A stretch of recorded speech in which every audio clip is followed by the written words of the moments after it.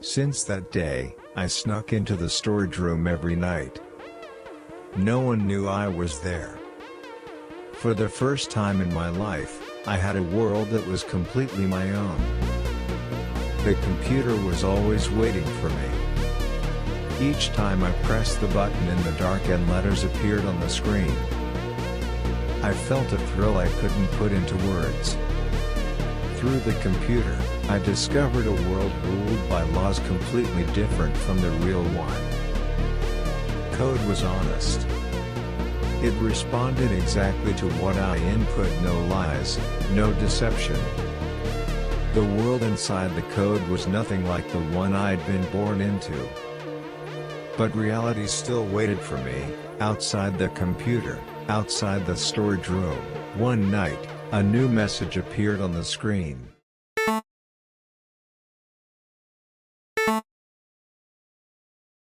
I'd never seen it before.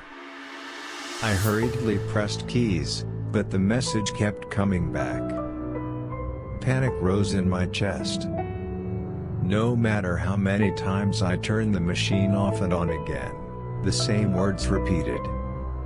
It felt like reality, the one I tried so hard to escape, was barging back in. The flashlight started to dim. The batteries were dying. In the darkness, I could do nothing. To bring the computer back to life, I needed something more. A disk? A system? Words I didn't understand flashed across the screen like they were mocking me. Then, a loud thud echoed from inside the house. My father's voice, shouting, bled faintly through the walls. I froze. Moments later, silence returned, but my heart kept pounding. It felt like reality was threatening to shatter my little world again. I opened the storage room door and stepped out, weakly. The hallway was cold, drowned in silence. On the kitchen table, an empty bottle still stood. My mother was slumped over, asleep with her head on the table. I stood quietly, looking at her shoulder. She could no longer fall asleep without drinking. And that made her look unbearably sad. Back in my room, a certificate had fallen from my desk. The glass frame was shattered, pieces scattered across the floor. I carefully picked it up. Shards of glass were embedded in the paper, and the letters were fading.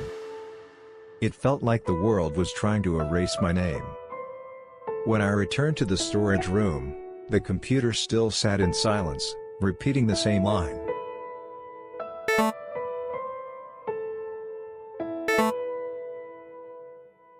I sank to the floor in front of it. This machine, it couldn't pull me out of reality after all. It was just like me, broken, abandoned, crying in the dark. And for the first time, I understood. The salvation I longed for had been a fantasy. The comfort technology offered was fleeting. It had no power to mend the tragedies of real life. I turned off the screen. Only darkness remained. But even in that darkness, a small resolve took shape. If technology couldn't fix this broken world, then I would have to. That's how I decided to fix this broken world.